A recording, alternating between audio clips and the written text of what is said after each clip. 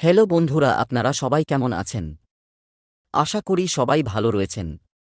Pranking চ্যানেলে বখাটে যখন crush short film video upload হয়েছে এবং এই ভিডিওর পার্ট 2 কবে আসবে তা নিয়ে বিস্তারিত আলোচনা করব। এই শর্ট ফিল্মের ডাইরেক্টর হলেন মামুন আর রশিদ। অভিনয় করছেন মিরাজ খান ও লামহা অনুষ।